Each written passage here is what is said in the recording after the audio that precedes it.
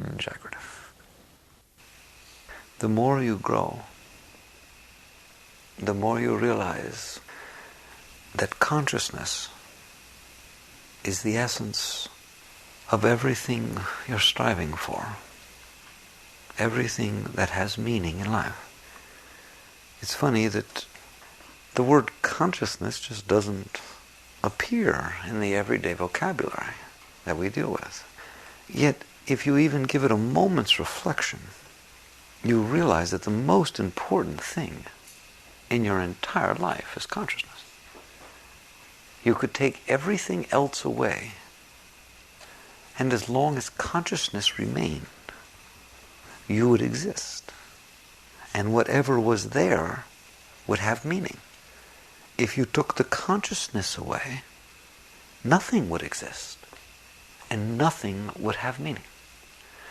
Meher Baba once taught that everything in life is like the digit 0, and consciousness is the number 1.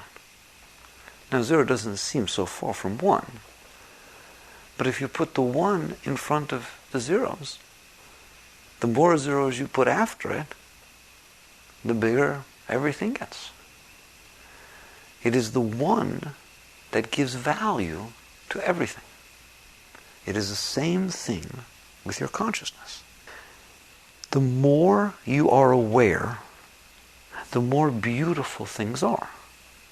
If you're eating and you say you're enjoying eating, oh, I really enjoy that dinner. What do you mean? You mean that somehow miraculously the taste of the food was so overwhelming that it captured your consciousness. Where was your consciousness? Oh, it was in the mind, I assure you of that. It was hanging out with all the thoughts floating all over the place, being aware, being conscious of your thoughts. If the food and the taste of the food captures the consciousness, what happens? It's an enjoyable experience, isn't it? You feel, even, can you get peaceful from eating? Not while you're thinking. Only if the taste and the act of eating catches your consciousness. It is true with everything. Eventually, you will come to see that it is the presence of consciousness itself that brings joy. The objects of consciousness to the yogi are one. They are objects of consciousness. It is the consciousness that is seeing a man and a woman. I am telling you that if you overall take the miracle of the fact that you are aware of seeing, that's awesome. That you're actually there and cognizant and conscious and aware and present that something is there. That is so much bigger than the slight difference between what you're looking at. It is the act of seeing, the act of being conscious. If you don't need to see all these differences, and we'll get deeper into that in a moment, believe it or not, they're not there. This is such a subtle point. I hope you can catch that. All right? I mean, surely the difference is there. I'm telling you that if a swarm of hornets fly at you and are going to sting you, when you run and tell somebody, there's a whole bunch of hornets over there, they're running after me. So, was there one that had like a little yellow stripe? What? Was there one of them that you noticed he had? No, they're just a bunch of hornets. They were all the same. Yeah, they all had these stingers that were hanging very far below. You see what you need to see. That's all. If a bunch of dogs are chasing you and you run, you come to me and you say, oh, I was walking down there. So, well, how many were male and how many were female? You look at me like I'm crazy. So I say, well, how do I know? So, I mean, how do you know? I mean, everyone's telling me there's a difference here. How come you didn't know? Because it didn't make any difference to you, did it? It didn't matter. It wasn't a difference. Yes, if you analyzed, there's a difference. But you don't perceive the difference. What you see is dog. What you see is person. How do you like that? What you see is earthling. What you see is what you need to see. What's really there is one thing, an object of consciousness. That's what's there. Consciousness is aware of something. The person who is caught in the world is more interested in what consciousness is aware of. The being who is seeking truth is more interested in the consciousness that is aware. Surely they are both there. Surely the consciousness is there, aware of the objects. How many objects can your consciousness be aware of? Are you aware of your dreams? Of course you are. Who's aware of it? Consciousness.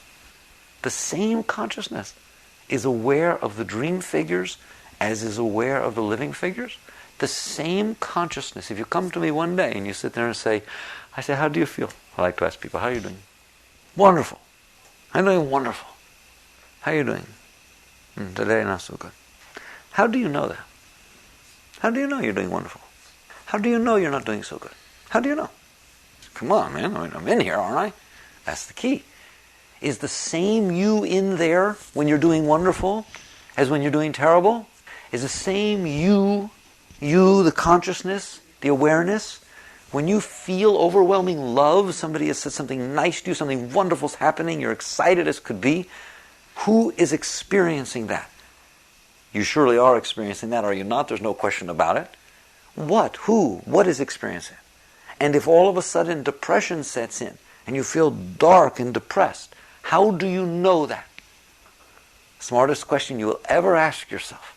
How do you know you're depressed? How do you know that? I'm so depressed. How do you know? I mean, how do I know? I mean, I'm in here and it's very depressed in here. All right. The difference is so subtle.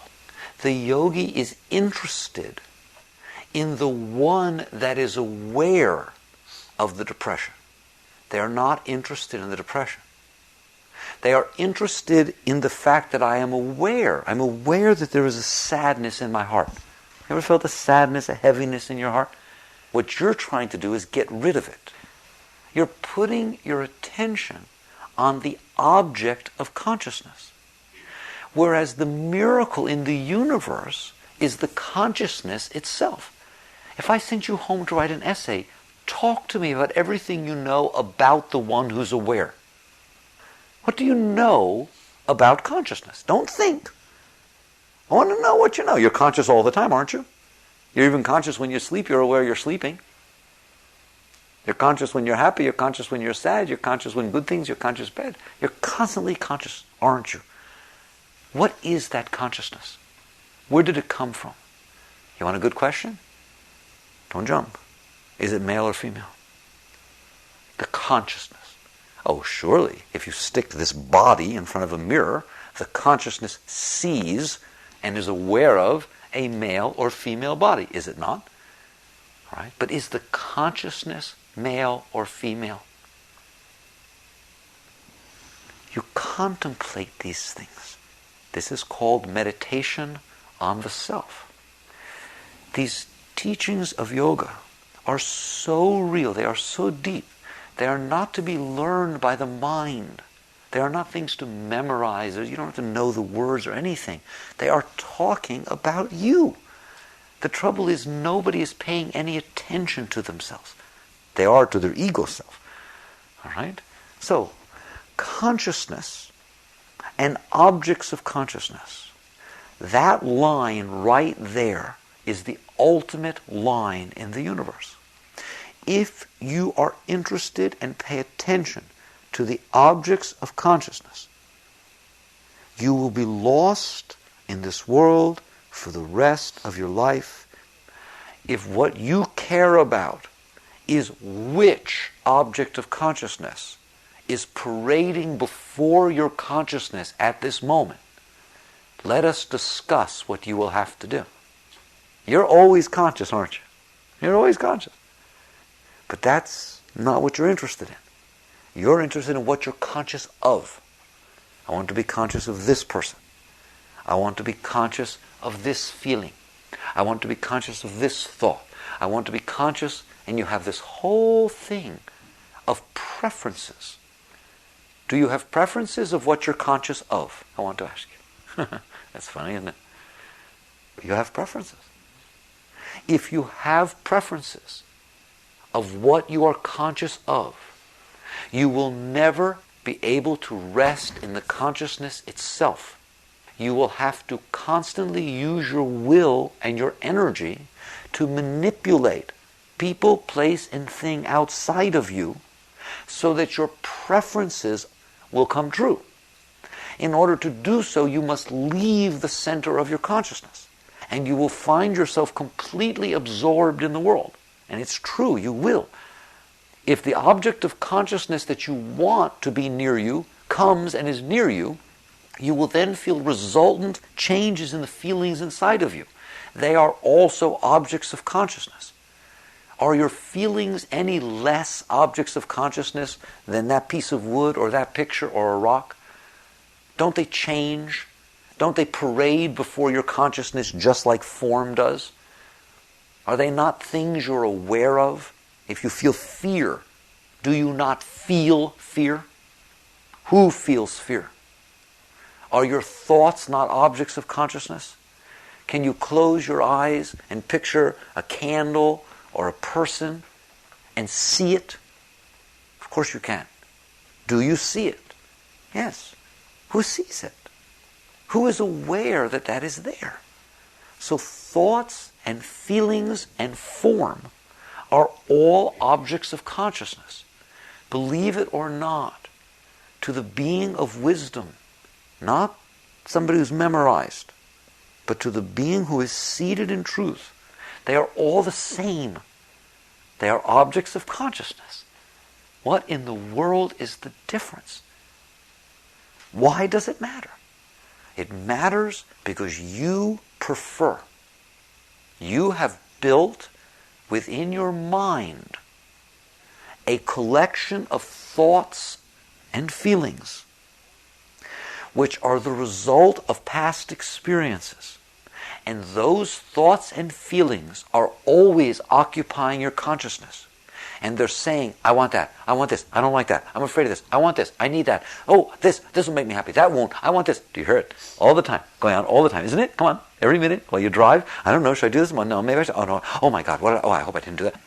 Those are objects of consciousness, aren't they? Are you not aware of them? Can you not slip back into consciousness and laugh at yourself constantly driving yourself crazy? How can you do that? Because you are not the thoughts. You are aware of the thoughts. They are objects of consciousness. Period. They are not who you are. Thank God. What we are discussing now is the escape route. It is the great door to liberation. It is always there. Nothing has to change. You're it. The consciousness is the way out. It is what was taught by the Buddha. It is what was taught in the Bhagavad Gita by Krishna to Arjuna. The way of the self is the teachings of yoga. Your consciousness is untouched by the world. The consciousness is aware of things. The thing it is aware of, how can that which a flashlight shines on affect the flashlight? The light is in another world. The consciousness is just looking down through the eyes. The consciousness is seeing the thoughts, it is seeing the feelings, it is seeing form. It is experiencing, it is the experiencer, it is the witness. If you hang out with the objects of consciousness, you get so caught it is beyond your comprehension. You start preferring that one object be there and the other not be. That's not being conscious. That in and of itself is not being conscious. That is being caught in the mind. The consciousness doesn't care. The fleshlight does not care if it shines on a flower or on a piece of dirt. It's just a flashlight. It's just illumining the objects that it is shining on. The consciousness is just aware of things. If you prefer things, any things, you will leave your consciousness. I described to you the other day that will is the power, the force that emanates from consciousness. If you use the will, the force of consciousness, to go out, away from consciousness, then what you will do is lose your consciousness. You will get involved in things. You will notice that you're here now, and then for hours you talk, you act, you lose your self, whatever the heck it is, and then hours later you say, oh, here I am again, what happened? And like every once in a while, maybe for a second, you're conscious. And then you go for these prolonged periods of time, completely lost, not knowing what's going on. It's just happening automatically. Emotions are coming up, form is happening, thoughts are happening. Where are you? You're lost. Can consciousness get lost in the objects of consciousness? It can, can't it? Completely, especially in thoughts and emotions. If you care, if you prefer, if you put your heart and soul into putting the emphasis on the objects of consciousness, then you will spend your life trying to get those objects the way you want them. And it will look to you like it matters. Why? Because if you get them the way you want them, you will feel some joy. If they're not the way you want them, you'll feel tremendous pain. And therefore you will reinforce the concept that you were right. They had to be this way. Because you want the joy and you don't want the pain. The reason you feel the joy when things are the way you want them is because the mind quiets down. And so it permits the energy to flow. You don't feel so threatened. And the reason you feel pain when things are not the way you want them is because the system closes down and you lose your consciousness.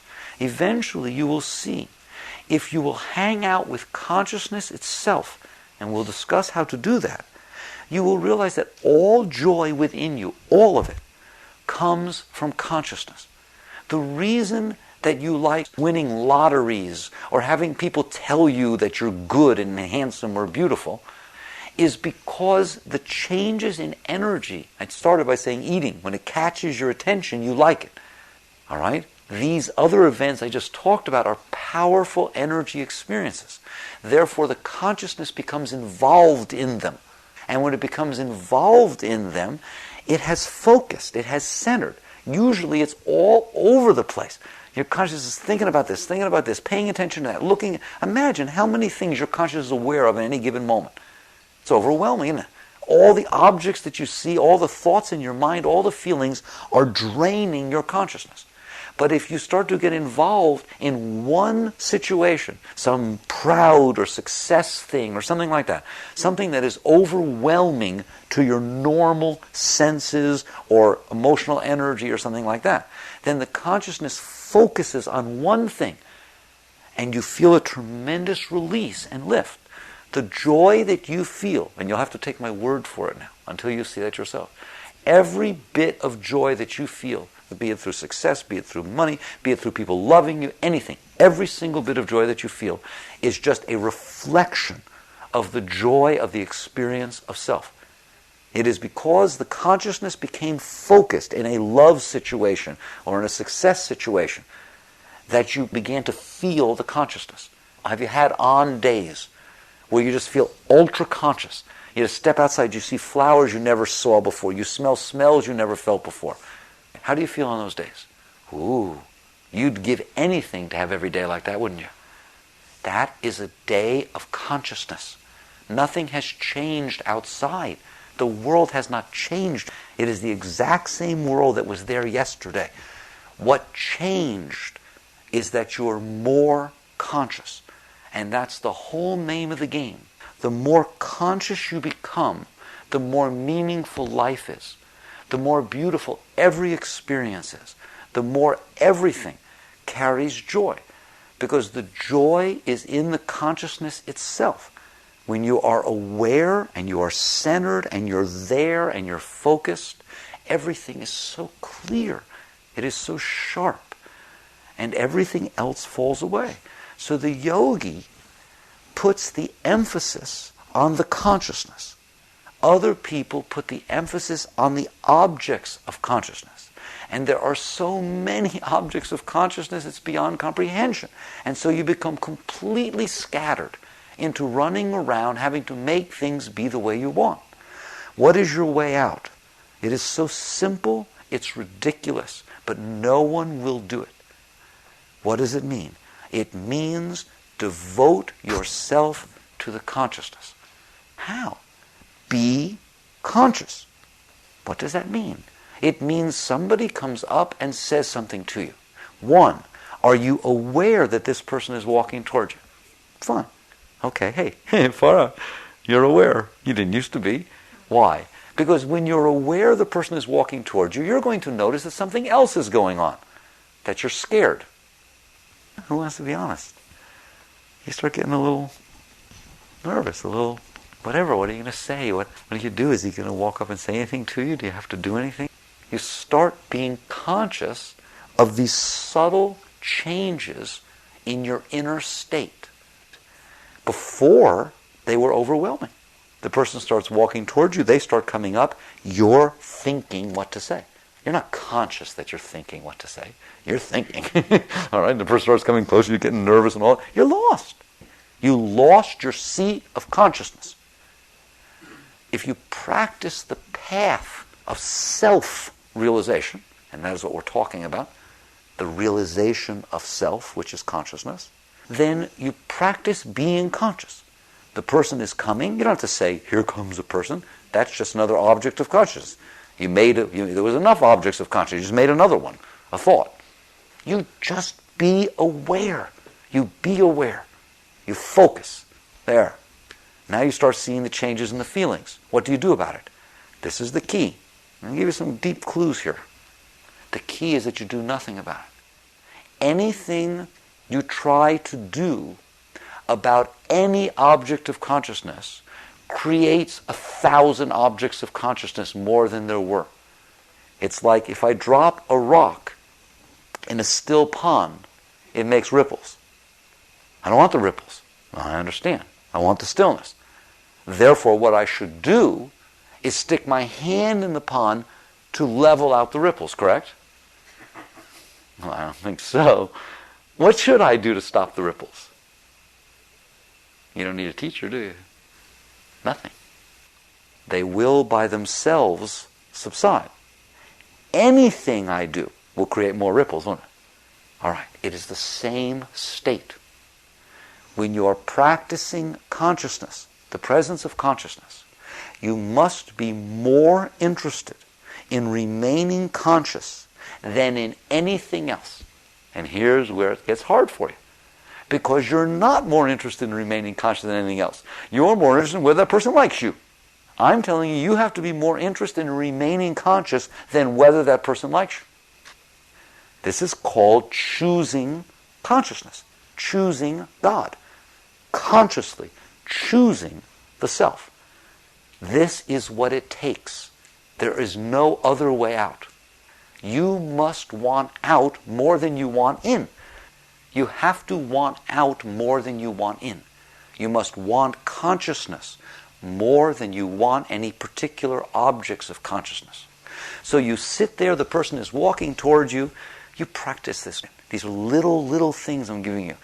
I don't care if it's a stranger, somebody's walking, I'm telling you, you're going to go through it. You have no idea how neurotic you are till you try and do this stuff. And it's okay, so's everybody else, don't worry about it. It's human. You stand there, the person is walking towards you, you be aware, you just be aware.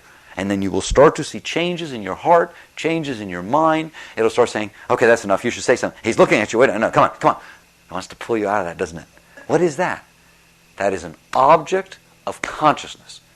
It's just a mental object of consciousness. Are you capable of standing there and being conscious, permitting the person to walk towards you, permitting the heart to go through any perturbations and changes that it needs to go through, permitting the mind to say anything that it wants to? I don't care what it says. I don't care. I don't care. It's going to say a lot, isn't it? It always does. Are you capable of remaining conscious until that person walks up and walks through, and you realize 99% of the time they didn't even see you. They didn't even look at you. But the point is, you watched for the first time in your life the process of being you. Rather than being this neurotic being, you experienced experienced the neurotic being. You were the flashlight shining on the neurotic being rather than being the neurotic being.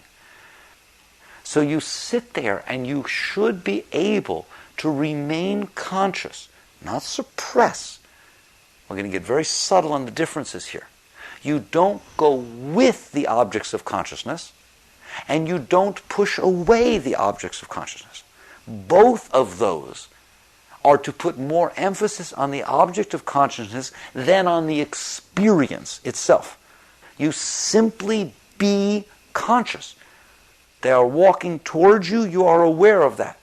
The emotions are changing, you are aware of that. The mind is telling you to stop, this is enough, stop it. You are aware of that. And it can get pretty heavy in there, can't it? I want to know that. Can it get heavy in there?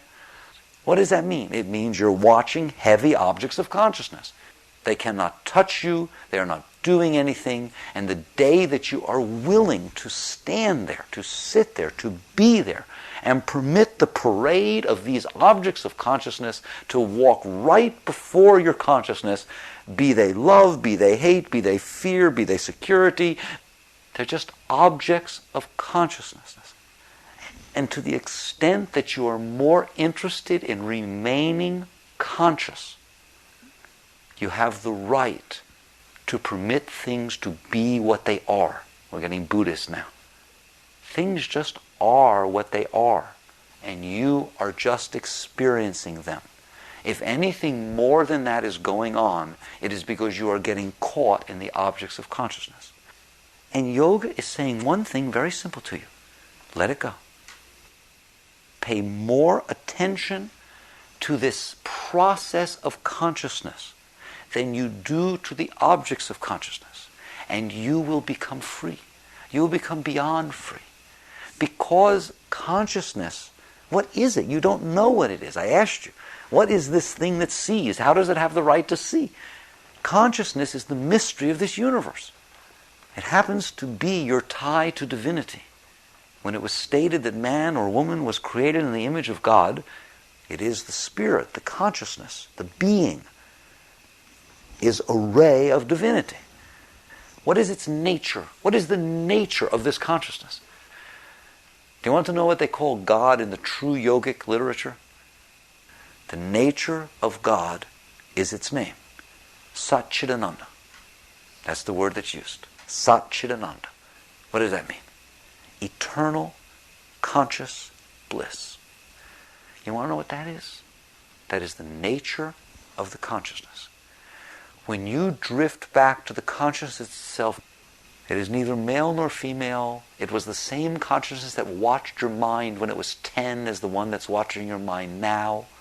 The consciousness is the one thing in this universe that neither gets older, nor younger, nor male, nor female, cannot get sick. It can only be aware of sickness. And you will know that it has always been and you will always be, period. The objects will not be, but the consciousness is. Sat, eternal. Chit, it's conscious. It's not just eternal, like the void. It's aware of itself. You're aware of being aware. You are the neatest thing in the whole world. I mean, that is so special that you know that you are. So Sat, Chit, eternal, conscious, Ananda, bliss, ecstasy, ever new joy. That is the nature of the self. And you are hanging out down here trying to get people, places, and things the way you want them so you can get a little rush every once in a while and feel good. Are you kidding me? You have all the joy, all the love, all the bliss, all the upliftment, all the security, all the sense of wisdom. Every single thing you would ever seek through form happens to be your nature. That is what exists naturally as you hang out with the self. And it's not an all or nothing thing. It's not like a satori or something like that. The truth is the yogi does not put much emphasis on that kind of experience. How do you like that? The true yogi, the one who is really seeking, does not want a single state to take place that they don't live in. The truth is you can be it all the time. It is your nature. All you have to do is let go of what you're not. You just let go of the objects. They come up, you let go. You feel a sadness in your heart? Good. Good. Just let it go. Let it go. What you're trying to do is get rid of it. That's a totally different thing from letting it go. You're sitting there with the sadness and you're trying to do things and have things happen outside that will make the sadness go away. That's putting objects on top of objects. You've not gotten away from the object of consciousness. You're in the object of consciousness and trying to put other objects around it or use other objects to get rid of it. You're just more lost in it. You let the sadness be the experience that the consciousness is feeling. The consciousness is aware of the sadness, or the heaviness, or the loneliness, or the jealousy, or the fear. And I'm telling you, if you're willing to let that be, if you're willing to let the object of consciousness be that, it will come up all by itself. It will start to come up. And you'll start to feel more sadness. Good. Good. That means it's coming up. It's still just an object of consciousness. Doesn't matter how much you feel, it's the same. And in time, if you leave it alone, it will leave you. It will come right up and it will pass through. People come to me and say, well, my heart, it feels like it's wrenching. It's just so painful. What do I do? If that is what's there, then that is what's there. Nobody put it there. There's no one to blame. What you want to do is let it go. Why are you holding it there? It's just an experience. If you leave it alone, over time, it will just pass by itself. And you will be free of it. And you will not ever have that problem again, ever. You'll have the next one, but not that one. All right? And you will be doing what's called growing.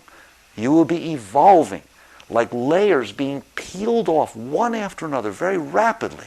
All of this stuff that you stored inside, objects of consciousness, because you didn't want to be conscious of them. Because now you're willing to be conscious of them. You're not trying to get rid of them. You're not trying to make them go away. What you're really saying to me is, I want to go through the pain, but how do I make it not hurt? I want to go through the darkness, but how do I make it not dark? I want to go through the sadness, but how do I not feel sad? I want to get all my jealousy, but how do I not get angry or feel jealous? In other words, I want to go through it, but I don't want the nature of it to be what it is. No, that's silly. Your consciousness is not touched by these things. Anger, tremendous anger, can come up inside. You can just be sitting there watching it. And it just comes up, catches fire. You see it say everything it would have said. The mind goes crazy, doesn't it? And you're watching. And it passes, and you start laughing and laughing. Don't you see what happened? That was so funny. Thank God I didn't go with it. Because you go with it, you ain't laughing, are you? Makes a mess. Let go. Yes, pain will hurt. Fear will be afraid. Jealousy will be jealous. Permit things to be what they are. Do not try to change their nature. But understand that you don't have to go with them, and you don't have to push them away, because you're the consciousness. That's what you are. You're experiencing them. They cannot touch you. You're just not willing to let them go through. You're not bothering to bother. Bother. Hang out with the self. Hang out with the witness. So as the stuff comes up, take some breaths. Be aware. If you can't do it, meditate. That's what meditation is for. It awakens the consciousness. It centers your consciousness. Do mantra, do japa, do hatha yoga, do anything you must do. But learn to remain conscious. And you will every day work your way out of this mess. And I'm telling you, even if nothing was back there, but you just didn't hang out with this whole mess that's in front, that would be enough, wouldn't it? If you didn't have to be overwhelmed by fear and jealousy and insecurity and all this junk that goes on in there, that's blessing enough. But the truth is that the nature of the self is a love like you've never felt. I'm talking about absolute, intoxicating, overwhelming love for every single thing that you see, no matter what they think of you. That is your nature. You do not need anyone or anything. You are complete and whole within yourself. You are the highest being in the universe. So be conscious. Be present at all times. If you sit down to eat, center. Pay attention when you pick up your fork. Pay pay attention when you cut your food. If you start to talk to somebody, be aware that you're talking. Don't get lost in your talking. Let there be moments of quiet. Stay centered. Stay conscious. At first, it's difficult because you're letting go of the habit-formed patterns of energy. In time, you'll be so grateful that you do this, because awakening within you will be the great joy, will be the spirit. So this is a meaningful thing to do with your life.